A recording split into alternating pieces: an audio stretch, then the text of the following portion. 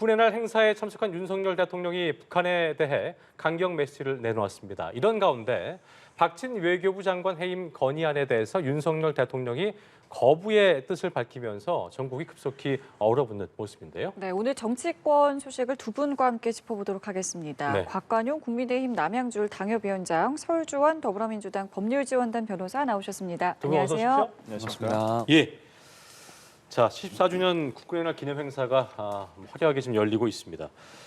윤 대통령도 좀 전에 또 기념사를 내놓았는데 오늘도 뭐 북한의 최근 잇따른 미사일 발사도 있었고 오늘도 오전에도 발사가 단거리 탄도미사일로 추정되는 미사일 발사가 있었는데 어쨌든 이런 분위기 때문에 남북 관계가 경색되는 상황인데요. 오늘 대통령의 대북 메시지도 들으셨을 겁니다. 일단 두 분 어떤 점들이 좀 집중이 됐다고 보셨는지 눈에 띄었는지 들어보겠습니다. 먼저 서 위원장님 한 말씀해 주시죠. 지금 최근에 이 경색된 남북 관계 그리고 이제 북한의 도발이 계속되는 상황에서 이제 국군의 날 행사 진행이 됐는데요. 저는 전반적으로 대통령의 메시지를 총평을 하자면 일단 필요한 말씀들을 무난하게 다 담으셨다라는 인상을 받았습니다. 한 세 가지 정도 포인트를 좀 눈여겨봤는데요. 첫 번째는 지금 현재의 상황을 인식할 때 이 다층적 안보 위기에 대해서 이야기를 하시면서 지금 변화하는 국내적인 어떤 인구 구조의 변화라든지 앞으로 군의 어떤 혁신이 필요한 어떤 현재의 상황에 대한 직시 그런 부분들을 정확하게 지적을 해주셨고 그다음에 두 번째 이제 북핵 위기와 관련해서 조금 강경한 대응, 그다음에 튼튼한 국방을 중심으로 한 자주국방의 강조, 그리고 특히나 이런 것들이 어떤 양적인 변화뿐만 아니라 질적으로도 어떤 과학적인 고도화를 통한 강력한 대응 이런 것들을 적실성 있게 저는 강조하셨다고 보이고요. 마지막으로 또 눈에 띄었던 부분은 제복 입은 영웅에 대한 예우를 다하겠다. 그러니까 대통령 선거 당시부터 사실 국군 장병에 대한 어떤 처우 개선에 대한 여러 가지 공약 사항들을 발표하시면서도 많이 강조하셨던 부분인데 그런 부분들을 다시 한번 우리 국가를 위해서 희생하시고 항상 이렇게 노력해 주시는 우리 국군 장병 여러분께 다시 한번 감사를 표시하면서 그에 맞는 국가가 예우를 다하겠다라는 메시지까지 마무리하신 것으로 그렇게 평가하고 있습니다. 네. 우리 군의 위상 변화 또 어떻게 보면은 앞으로 달라지게 될 그런 부분들을 좀 짚어주셨는데 국군의 날 기념사로서 있을 만한 법한 내용들이 있었습니다. 설 변호사께서 어떤 점이 좀 눈에 들어오셨습니까? 일단은 뭐 현실적으로 지금 부각되고 있는 북한의 핵 위협, 최근에 더욱더 잦아들고 있는 미사일 발사 이런 부분들에 대해서 뭐 대응을 하지 않을 수는 없는 상황이고요. 거기에 대해서 그러니까 평화라는 것도 압도적인 군사력으로 바탕이 되었을 때 그때에서야 진정한 평화에 대한 것을 이룰 수 있다고 보거든요. 이건 문재인 정부에서도 계속 이어져 오던 기조였고요. 그렇기 때문에 북한의 어떤 위협에 대해서는 강력한 대응을 해야 한다는 어떤 뭐 윤 대통령의 발언도 어찌 보면 대한민국 국군의 어떤 일관된 기조를 보여줬다고 볼 수가 있을 것 같고요. 저는 좀 눈여겨봤던 것은 북위협을 압도할 이 한국형 삼축 체계를 조속하게 구축하겠다. 이 부분은 지금 2023년도 국방 예산에서도 상당히 많은 비중으로 지금 반영이 돼 있는 부분이거든요. 지금 2023년도 국방 예산이 올해보다 4.6% 증액이 된 57조 1,260억 정도가 지금 배정이 돼 있는데 지금 그 부분에 대해서 가장 중요한 요소 중에 하나가 이 한국형 삼축 체계의 구축이거든요. 그렇다고 한다면 오늘 다시 한번 이 한국형 삼축 체계에 대해서 윤 대통령이 한번 발언을 하시면서 이 부분에 대해서 더 중점을 두시겠다고 한 것 같고요. 마지막으로는 그 병영 문화, 그러니까 그 병사 월급 200만 원이라는 공약도 하셨듯이 당장 이 부분에서는 실현을 할 수는 없지만은 단계적으로 이 부분을 실현해 나가겠다라는 어떤 그 얘기를 하셨고요. 이 부분에 대해서는 지금 내년도 2023년도 국방 예산에서도 상당히 반영이 많이 돼 있는 부분입니다. 조금 아쉬운 부분 같은 경우에는 조금 더 병사도 중요하지만은 오히려 지금의 군대 시스템 자체는 인구 감소와 더불어서 인적으로 구성을 해가는 예전과 같은 군대에 양적으로 이렇게 밀어붙일 수 있는 상황은 아니거든요. 어찌 보면 지금 K 방산이라고 할 만큼 지금 대한민국의 방산 산업 자체가 엄청 발전을 했어요. 그러니까 지금은 오히려 군대에서 이것을 숙련된 어떤 인력이 필요한 시대가 왔거든요. 장비를 어떤 군사 무기를 잘 다룰 수 있고 적재적소에 필요한 어떤 이것을 다룰 수 있는 전문적인 인력이 필요한 시대로 이제 전환 전환이 되기 때문에 어찌 보면 단순한 병사보다는 간부가 더욱더 중요한 이제 그 세대로 가고 있다고 보기 때문에 이 부분에 대해서도 대통령이 조금 더 보강을 해주셨으면 좋겠습니다. 네. 자, 이런 가운데요. 박진 외교부 장관 해임 건의안에 대해서 윤 대통령이 거부의 뜻을 밝혔습니다. 일단은 이 일련의 과정을 좀 어떻게 보셨는지 듣고 싶습니다. 민주당에서 지금 그 해외 순방 이후에 박진 외교부 장관에 대한 해임 건의안을 제출하겠다고 이야기를 했었고, 그리고 당초에 관측한 대로 대통령께서 또 이것을 거부하셨습니다. 그래서 저는 이런 것들을 쭉 보면서 이것이 예견된 수순이었고 또 개인적으로도 또 당연한 귀결이다 이렇게 보고 있습니다. 왜냐하면 원론적으로 이 정부 내각에 대한 해임 건의안 제도라는 것은 국가기관의 체크앤밸런스 측면에서 의회가, 입법부가 행정부에 대해서 아주 엄중하고 무거운 상황이 있을 때 신중하고 무겁게 행사해야 하는 것이거든요. 근데 저는 좀 차분하고 객관적으로 바라보건대 이번에 대통령께서 해외 순방 과정에서 여러 가지 일들이 있었지만 이것이 과연 그 외교를 책임지는 그 장관에 대한 해임 건의안을 국회에서 의결해서 제출할 만큼 그렇게 심각한 상황이었느냐 하면 그것에 대해서는 조금 의문이 있습니다. 네. 물론 지금 여러 가지 아주 어려운 상황 속에서 저는 우리 외교 라인이 그래도 최선을 다했다고 생각합니다. 그리고 앞으로 지금 해리슨 장관과의 여러 가지 그 협상들, 그다음에 미국과의 산적한 문제에 대해서 협상의 또 여지가 남아있는 이런 상황에서 이것을 외교 참사라는 아주 그런 자극적인 프레임을 가지고 아주 심각한 것인 것처럼 이렇게 비화시키는 것 자체가 크게 전체로 도움이 안 된다. 그리고 아까 말씀드렸듯이 이런 어떤 민주적인 제도를 활용함에 있어서 조금 더 신중할 필요가 있는데 이것은 저는 객관적으로 조금 더 차분하게 지켜봐야 될 필요가 있다고 생각하고 그런 차원에서 예를 들어서 지금 외교 라인의 어떤 보충이라든지 전략상의 어떤 미흡함을 조금 더 보완하라는 측면에서의 경고라면 모르겠지만 이런 식으로 정쟁으로 비화시키는 것 자체에 대해서는 대통령께서도 받아들이기 어려웠을 것이고 그런 차원에서 저는 조금 더 발전적인 방향으로 이 이야기가 조금 일단락되는 것이 필요하겠다라는 전체적인 감상을 좀 드리고 싶습니다. 거부를 하는데 뭐 다양한 방식들이 있지 않겠습니까? 그런데 이번에 방식을 보면은 글쎄요 좀 상당히 좀 단정적인 문장으로 저녁에 입장을 내놨단 말이죠. 이 모습은 어떻게 보셨습니까?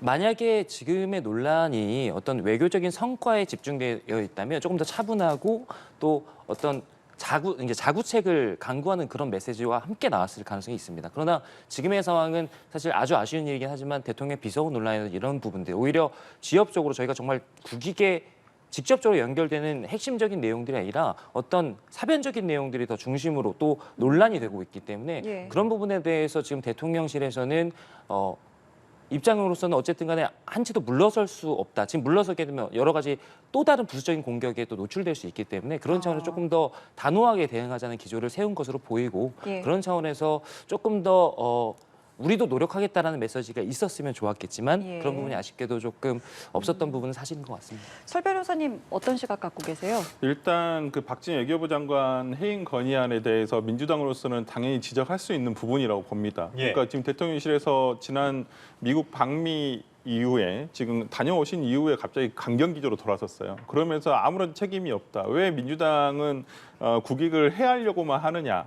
일단 지금 어찌 보면 지금 대통령실의 자성을 촉구하는 것이거든요. 그렇다고 한다면 분명히 이번 외교 순방에서 절차적이든 내용적이든 문제가 있었다고 봅니다.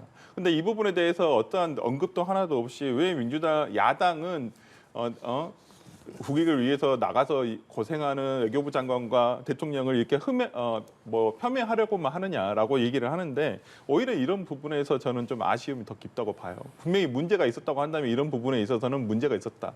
부적절한 면이 있었으면 부적절한 면이 있었다. 정말 제가 봤을 때는 월요일 날 도스피핑 과정에서 대통령이 이 모든 이런 논란 다 종식시킬 수도 있으셨어요. 그냥 유감 표명하시고 넘어갔었으면 민주당으로서도 이 부분에 대해 더 이상 얘기하기가 참 곤란한 상황이었거든요. 제가 봤을 때는. 아니 외교적인 부분에 대해서 더 얘기한다는 게 민주당으로서도 좀 그렇지 않습니까? 그리고 지금 민주당으로서는 이게 더 중요한 게 아니에요. 오히려 국정감사와 12월 달에 있을 예결위가 훨씬 더 중요합니다. 예산 결산이. 그렇기 때문에 이 부분에 몰입할 필요가 없었는데 이게 진상 규명 공방으로 가면서 민주당으로서도 이거에 대해서 얘기를 하지 않을 수가 없는 상황이 됐었고 그 부분에 대해서 누군가는 책임을 져야 된다. 아니면 대통령실에서 어떻게 하겠다라는 얘기가 전혀 없는 상황에서 국회의 다수당을 지금 점유하고 있는 민주당으로서는 의견 표명할 수 있는 방법, 민주당의 의사를 표명할 수 있는 방법은 박진영 외교부 장관에 대한 해임 건의밖에는 없었거든요. 절차적으로 주어진 권한 자체는. 그렇기 때문에 실상은 뭐 지금 곽 위원장께서 말씀해 주신 대로 박진영 외교부 장관이 책임이 뭐 아예 없다고 볼 수는 없지만 주된 책임자라고 볼 수는 뭐 없지 않느냐라고 볼 수 있습니다. 분명히 김태호 1차장이라든지 저는 그 안보라인, 대통령실의 안보라인이 더 문제가 크다고 저도 개인적으로 보고 있습니다. 그렇지만은 여기에 대해서 지금 국회로서는 뭐 대통령실의 입장 표명밖에 할 수가 없지 않습니까? 그런데 지금 그렇지 않은 상황에서 대통령실에서는 아무런 문제가 없었다라고 지금 하고 있는 상황에서 당연히 민주당에서는 박진영 외교부 장관에 대한 해임 건의안을 뭐 제출할 수밖에 없었고요. 그렇지만은 이거에 대해서 일고의 뭐 정말 고민도 없이 바로 이걸 단호하게 어떤 입장을 내놓은 대통령실도 문제는 있다고 봅니다. 이 부분에 대해서 조금이라도 고민하는 흔적, 고민하는 흔적이라도 보였었으면 좀 낫고 또 어떤 입장이 박진영 외교부 장관에 대한 것은 조금 무리다. 왜 그러냐면 지금 또 11월 달에 계속 APEC과 G20 회담이 잡혔기 때문에 외교부 장관이 부재 중일 수는 없습니다. 그런 부분, 현실적인 부분도 민주당으로서 충분히 알고 있기 때문에 이 부분에 대해서 대통령실에서도 어떤 외교 안보 라인에 대한 재점검을 하겠다라는 어떤 의견 표명이 있었다라고 한다면 오히려 더 낫지 않을까 싶은데 좀 아쉬운 부분이 남고요. 이런 면에서 본다면 정말 대부분의 요즘 뭐 말씀 많이 하시는데 정치가 사라졌다. 이 부분이 맞는 것 같아요. 근데 얼마 전에 저는 생각해보면 전희경 전 의원이 지금 정무비서관으로 들어가지 않았습니까? 이런 거 해결하라고 들어갔는데 도대체 뭐 하고 계시는지 모르겠습니다. 지금 설 변호사 얘기는 정치가 사라졌다 그 얘기를 하시면서 저는 그렇게 이해를 했습니다. 네. 그건 대통령이나 대통령실에서 어떤 정치적 유연성 이런 것들을 좀 보여줄 필요가 있지 않았습니까? 예를 들자면 뭐 또 그 출국기 문답에서도 유감 표명이 좀 있어야 되지 않았었나. 그리고 어제 이 박진 장관에 대한 해임 건의안에 대해서도 이런지하에 한 것이 아니라 뭔가 좀 살을 좀 더 붙여서 좀 더 유연하게 표현할 수 있지 않았냐는 의견이신 것 같은데 박 위원장은 어떤 의견이세요? 뭐 일리가 있는 말씀이라고 생각합니다. 그러나 저희는 또 다른 맥락도 생각을 좀 해봐야 될 것 같은 게 과거의 전례들을 보면 지금 그런 분들 많은 분들이 그런 말씀을 하세요. 저도 처음에 이 논란이 더 불거지거나 확산되지 않기 위해서는 대통령께서 직접 어떤 유감 표명이라든지 사실에 대한 어떤 말씀을 통해서 이것을 그냥 조기에 진압하는, 조기에 진화하는 약간 이런 것들이 방법일 수 있겠다라는 말씀 드린 적이 있었는데 지금의 상황을 봤을 때 또 과거의 전례를 봤을 때 그 사과 이후에 전개됐던 정치적인 상황들이 어땠느냐라고 봤을 때는 또 정부로서는 조심스러운 측면이 있는 겁니다. 사과를 해서 지금 설 변호사님 말씀대로 사과를 해서 그러면 우리 야당으로서도 어쨌든 외교적인 부분에 대해서 더 이상 언급을 하거나 대통령을 깎아내리거나 이런 부분들이 어려울 것이다라고 말씀하셨는데 사실은 전략적으로 또 판단했을 때 그렇지 않을 가능성이 있거든요. 과거의 전례들을 보면 이런 논란들이 또 다른 논란을 낳고 부수적인 비판을 낳고 하면서 계속해서 어떤 정쟁으로 비화되는 그런 일들이 비일비재하게 있었고 그런 차원에서 대통령실에서는 또 정부 여당, 집권 여당 차원에서는 이런 부분에 대해서 조금 더 단호하게 대응하자. 뭐 이런 식의 기조를 세운 것으로 저도 판단을 하고 있습니다. 그러나 여전히 말씀하신 대로 지금 실무적인 차원에서 외교 안보 라인에 대한 자정 노력이라든지 보완이나 이런 부분들은 분명히 어떠한 직접적인 메시지를 통해서 국민들을 안심시켜 주신다는 차원에서도 좀 필요한 것으로 보이고 또 앞으로 아마도 추가적인 어떤 그런 부분에 대한 메시지가 전 나올 것으로 예상을 하고 있습니다. 자, 이런 가운데 윤 대통령 지지율 얘기를 좀 해보겠습니다. 네. 20% 중반으로 하락했다는 조사 결과가 나왔는데요. 네. 긍정평가 24%, 지난주에 비해서 4%포인트 하락을 했고 부정평가는 4% 오른 65%로 집계가 됐습니다. 뭐 저희가 동호 반복이 되고 있습니다만 네. 아무래도 이런 영향이 이 순방에서의 과정의 어떤 논란들 이런 것들이 영향을 미쳤다 이렇게 해석을 해야 될까요? 그렇죠. 일단 뭐 가장 멀리 일주일 전으로 돌아가 보면 비속어 논란이었어요. 근데 이게 제가 봤을 때 비속어 논란이 그렇게 크게 가지 않고 길게 가지 않을 수도 있었다고 봅니다. 근데 이거 해명 과정 그리고 이것을 대처하는 과정에서 오히려 지금 지지율에 반영이 되지 않았나 이런 미수감들이라든지 어떤 보면 지금 일각에서 지지율에서 나타나고 있듯이 대통령이 뭔가 무능하고 오히려 거짓말을 하고 있구나 이렇게 생각하는 국민들도 계시다는 거거든요. 그렇다고 한다면 이 부분에 대해서 저는 어떤 일이 발생했을 때 윤석열 대통령이나 대통령실도 다 사람들입니다. 실수할 수 있습니다. 실수한 다음에 어떻게 이것을 회복하는 과정, 이거에 대한 어떻게 해결하는 과정을 국민들은 바라보는 것이거든요. 네. 그리고 그 과정을 보면서 다음에 어떤 더 잘하겠거니 이런 어떤 기대감을 갖게 되는 것인데 지금의 윤석열 대통령과 대통령실은 이 부분에 대해서는 국민들에게 어떤 긍정적인 기대감을 갖게 만들기를 상당히 힘들게 하고 있다라고 보고요. 가장 문제점 지금 그렇다고 한다면 24%인데 나머지 그러면 지금 24% 중에서 긍정적인 지지율 24%에서 가장 첫 번째 가장 많은 포션을 차지하고 있는 대답이 뭐냐면 잘 모름이라는 거예요. 잘 모름이 대다수 18% 16%인가에 해당하거든요. 저는 그렇다고 보면 이게 더 큰 문제라고 봐요. 지금 윤석열 대통령에 대해서 지지율이 24%인데 거기에 해당하는 가장 큰 포션을 차지하고 있는 것이 잘 모른다는 거예요. 예, 그렇기 때문에 이 부분에 대해서는 네. 예, 좀 새겨봤으면 좋겠습니다. 예. 대통령실에서도 대통령도 어찌됐든 이유가 어찌됐든 간에 이전보다 좀 하락한 지지율이라는 것이 이제 일종의 어떤 지지율도 민심을 보여준 하나의 지표이기 때문에 간과할 수 없는 부분일 텐데 어떻게 좀 받아들여야 될 것이고 어떤 의미로 좀 해석을 해야 될지 그 부분을 짚어봐야 될 것 같습니다.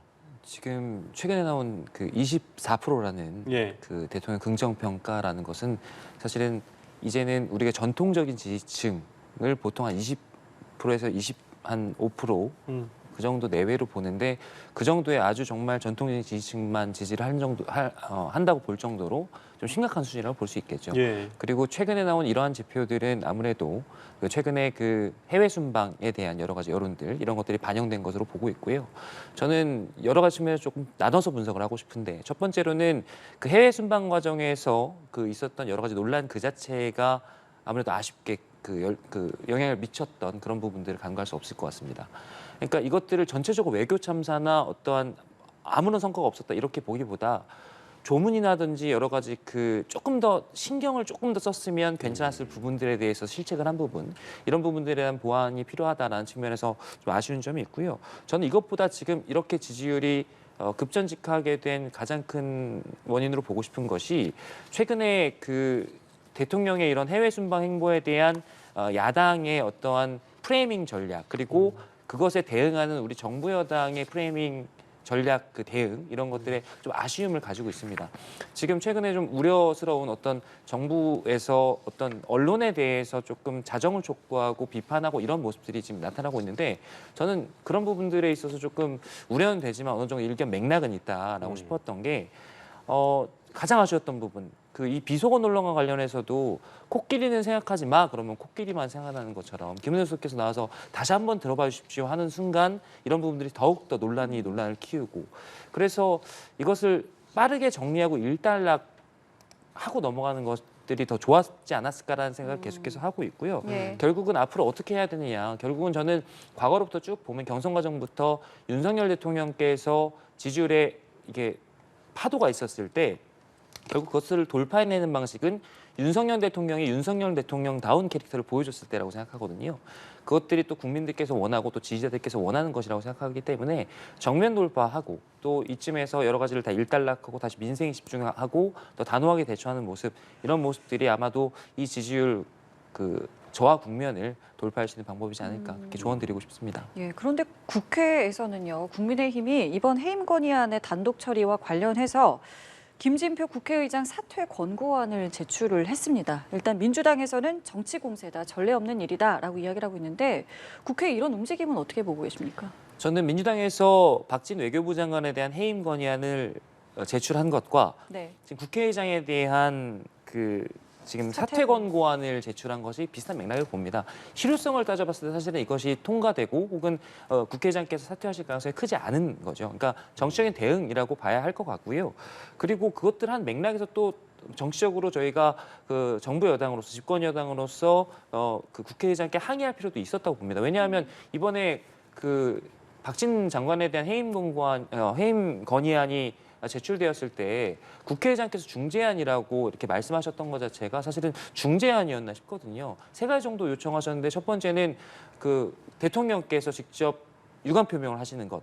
그다음에 박진 외교부 장관의 사과 그리고 외교 라인의 인사 조치 이런 것들을 받아들이게 되면 해임 건의안에 대해서 취소할 수 있도록 중지하겠다라는 말씀이신데 이건 사실상 그 중립적인 위치에서 중지하시는 것보다는 그 다수당의 민주당의 의견을 국민의힘 측에서 받아들이라는 거의 강고였기 때문에 거기에 대해서 국민의힘 입장에서는 어느 정도 이게 실효성이 없더라도 대응할 수밖에 없었다. 그렇게 분석하고 대응할 있습니다. 수밖에 없었다라는 말씀에 대해서 어떤 의심이? 그러니까 저는 이게 국민의힘에서 유해한 조치라고 생각하거든요. 유해한 조치다. 그러니까 우리가 무익적한 게 있고 유해한 거 있고 유익한 게 있거든요. 네. 이건 유해다. 이건 무익한 것도 아니에요. 유해한 조치다라고 생각을 해요. 방금 곽 위원장께서는 네. 뭐 정쟁의 흐름 속에서 이루어질 수 있는 당연한 수순이다라고 네. 얘기하셨는데 그러니까 그게 아니라는 모습. 그렇죠. 이게 여기서 그렇다고 한다면 협치가 없어지는 거예요. 물론 지금까지도 협치는 없었습니다. 협치할 상황도 아니었었고 그렇지만 이걸 국민의힘에서 오히려 대통령실에서 어떤 지휘를 받는다는 느낌을 줄 수밖에 없다 생각이 들거든요. 이게 지금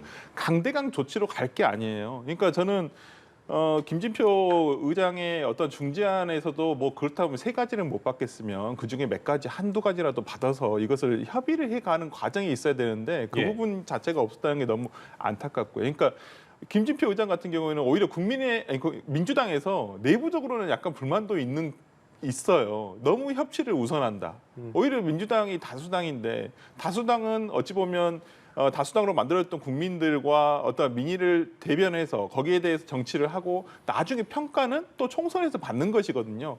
그동안 4년 동안 다수당으로서 정치를 못했다고 한다면 당연히 의석수에 반영이 될 것이고 그렇기 때문에 민주당으로서는 최대한 야당으로서 할 수 있는 것을 했고 어떠한 그 중재안에 동의도 했었고 그 부분에 대해서 중재안에 따를 생각도 있었지만은 지금 그러지 못했다는 거예요. 국민의힘에서 그걸 아예 거부를 하고 대통령실에서도 아예 거부했다는 것은 좀 이런 부분에서 정치가 실종됐다는 부분이 이런 부분에서 저는 말이 나온다고 생각을 하고 오히려 국민의힘이라든지 이런 부분에서 이런 유해한 오히려 김진표 의장에 대해서 화살을 돌릴 것은 아니라고 봅니다. 저는 이 부분에 대해서 그러니까 지금 갑자기 이게 지난 대통령의 어떤 진상 규명 발언 이후부터 시작해서 대통령실과 지금 국민의힘이 강경 기조로 돌아서 가지고 한 언론사에 대해서 지금 뭐 잡돌이 하듯이 지금 이렇게 하는 부분에 대해서 저는 언론 탄압이라 생각을 하고 이 부분에 대해서는 국민의힘에서 조금 자중하고 이 사태를 그러니까 조금 이제 덮는 과정으로 가야 되지 않나라는 생각을 해봅니다. 지금 말씀하신 것처럼 정쟁의 끝은 있어야 되고 네. 또 누군가는 꼬리를 잘라야 되고 맞습니다. 이게 점점 흐려져야 될 텐데 네네. 민주당 같은 경우에는 이번 박진 장관 해임 건의안 통과 계기로 여론전에 나선 모습이 있기도 네. 해요. 보니까 이재명 대표 같은 경우에도 이 분명하게 확인할 필요가 있다면서 신중론이었다가 네. 이게 비속어 논란 직접 언급을 했거든요. 네네. 기조가 바뀐 거라고 봐야 되는 건지 뭐 어떤 흐름으로 봐야 되겠습니까? 충분히 일주일 동안 민의와 어떤 여론의 어떤 흐름을 지켜보고 판단을 하신 것 같습니다. 제일 처음에 이재명 대표는 상당히 신중론이었어요. 두 가지 다 들릴 수 있다. 그런데 이 부분에 대해서 조금 더 좀 면밀하게 살펴보자라고 얘기를 하셨거든요. 예. 그렇다고 한다면 저는 아마 그 기간 동안 이후에 대통령실과 국민의힘의 어떠한 대처라든지 어떠한 자세라든지 나오는 언급이라든지 이런 부분을 한번 지켜보고 민주당으로서도 지금 출구를 찾아야 돼요. 지금 어디까지 정말 사소한 문제 때문에 지금 출구를 못 찾고 양당과 지금 대통령실과 지금 언론과 지금 오히려 지금 뒤덮여가지고 지금 싸우고 있는 형국이란 말이죠. 예. 그렇기 때문에 이재명 당대표도 이 부분에 대해서 출구 전략을 찾기 위해서 했던 것인데, 근데 지금 일주일 동안 지나고 오면서 이 부분에 대해서 대통령실의 반성이라든지 대통령의 어떤 유감 언급이라든지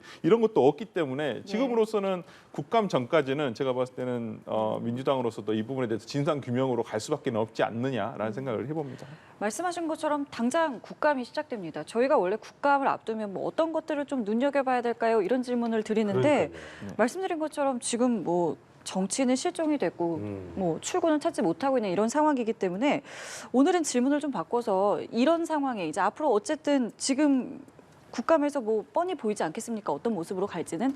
그렇기 때문에 일각에서는 이렇게 될 거면 전략이 좀 필요하지 않겠느냐. 이거 이렇게 국감 가서는 안 되지 않겠느냐라는 이야기가 나옵니다. 어떤 의견 갖고 계시는지요? 저도 그 두 가지 측면에서 지금 설 변호사님 의견에 조금 동의를 하고 좀 답답한 심경을 가지고 있습니다. 지금 여의도의 정치가 사라졌다. 그러니까 모든 것이 이렇게 강대강 대치로 가서 기구 간에 할 수 있는 제도적인 수단을 통해서 상대방을 공격하고 그렇죠. 또 여야가 어떤 고소 고발전을 통해서 법적인 대응으로 자꾸 해서 나서고 이런 측면에서 논의와 토론을 하는 그런 공간 자체가 사라진 측면들. 그리고 이렇게 어쨌든 대치가 벌어졌다면 돌파구가 있어야 되는데 지금 사실은 야당으로서도 이미 공세를 시작했고 지금 말씀하신 대로 이재명 대표조차도 민생 행보를 통해서 한 발짝 떨어진 신중한 모습을 보이시다가 다시 이 공세에 가담하시는 모습이거든요. 근데 사실은 서로들 돌파구를 열어줄 필요가 있습니다. 그래서 이게 저는 조금 들으면서 조금 이상적이라고 생각했지만 얼마 전에 그 이재호 전 장관께서 이제 국가의 어른으로서 어디 방송에 나와서 그런 말씀하시더라고요. 이제는 정무적인 타협이 필요하다. 대통령께서 대승적인 차원에서 결국은 여러 가지 정쟁과 이런 대립 국면이 있을 때 결국은 조금 더 통 크게 양보하고 안아주는 것은 야당보다는 여당에게 먼저 부여되는 책임이다라고 하셨기 때문에 그런 측면에서 대통령께서 이렇게 여야 그 대표들을 초청하셔서 뭐 어떠한 개인적인 말씀이든 어떤 말씀이든 해서 경색된 국면을 풀어나가고 오히려 여야가 모두 더 민생 이슈로 집중해서 치고 나가는 그런 모습들을 보이는 것이 네. 양쪽에 맞는데 그런 돌파구를 찾기가 사실은 제가 그 말씀을 들으면서도 그렇게 되면 참 얼마나 좋겠습니까 이렇게 생각을 하면서도 이게 이상적이다 좀 이런 측면이 있을 정도로 지금 너무나 여야 국면이 경색되어 있거든요. 예. 어쨌든 저는 서로 어떤 협의를 통해서 나름대로 그 탈출할 수 있는 그 퇴로를 열어주는 것이 여야 모두에게 지금 필요한 국면이다. 그런 부분에서의 전략을 한번 고민해봤으면 좋겠다라고 간곡히 말씀드리고 이 싶습니다. 사실 강대강 구도라는 게 민주당 입장에서도 좋은 건 아니잖아요. 절대 좋은 게 아니죠. 왜 그러냐면 민주당으로서도 수권 정당으로서 능력을 보여줘야 돼요. 정치 능력, 그렇죠. 예. 정책 능력. 그런데 지금 이 상황에서는 진짜 논쟁밖에는 남지가 않고 서로의 어떤 치닫는 다투는 부분밖에 국민들에게는 그 각인되지 않거든요. 그런 면에서는 민주당으로서도 어떤 지금 이재명 당대표가 당대표 선출된 이후 가장 많이 얘기하는 게 민생이에요. 민생. 예. 근데 지금 그런 것들이 이게 표현되지 못하고 있는 것도 있거든요. 저는 예. 그런 부분에서라면 이제는 이상적인 얘기에서 벗어나서 실질적으로 뭔가를 해야 된다라고 한다면 저는 얼마 전에 있었던 뭐 정진석 지금 비대위원장이 얘기를 했던 중진 협의체 지금 그렇지만요 국민의힘이 이제 가처분 결과에 따라서 어떻게 좀 변동이 있을지는 모르겠습니다만은 지켜봐야겠죠. 예. 일단 중진협의체라든지 중진협의체가 어떠한 결정을 할 수 있는 것은 아니겠지만은 그러더라도 여야가 그래서 만나서 지금은 만남 자체도 없는 경우도 많거든요. 그렇기 때문에 네. 만나서 뭔가 실마리를 해결할 수 있는 거. 그다음에 얼마 전에 나왔던 민생 현안을 해결하기 위한 여야 합의체를 만들어 보자는 얘기도 있었거든요. 저는 이런 부분에서 여야가 실질적으로 어떠한 협의를 해갈 수 있는 그 기구라든지 어떤 모임이라든지 이런 것들을 만들어서 실마리를 풀어가야 한다고 보고요. 지금 또 하나를 정치적 조금 먼 방향에서 본다고 한다면 얼마 전에 이탄희 의원이 중심이 돼서 만든 정치개혁협의체라는 거지. 그러니까 지금 여야의 어떤 젊은 정치인들, 그다음에 뭐 지금 국민의힘에서는 천하람 위원장 같은 분들이 참여를 해서 하고 있는 정치개혁협의체 같은 것들이 조금 활성화가 돼서 지금 여야가 이런 경색된 국면에서 조금 더 풀어갈 수 있는 하나의 실마리를 만들어내야 된다고 보고요. 이런 부분에서 다음 주에는 그러니까 이번 연휴가 지나서 이제 국정감사가 돌입을 할 텐데 예. 이 국정감사까지 연휴 안에서도 정치권에서는 조금 이런 부분에 대해서 해소할 수 있도록 노력을 해야 하지 않나 싶습니다. 여든 야든 정치의 유연성을 좀 보여서 합체의 미를 좀 보여주는 네. 그런 국회를 기대해 보면서 저희가 오늘 대담 마무리 짓겠습니다. 지금까지 정치권 이슈 두 분과 함께했습니다. 곽관영 국민의힘 남양주 당협위원장, 설주환 더불어민주당 법률지원단 변호사와 함께했습니다. 두 분 고맙습니다. 고맙습니다.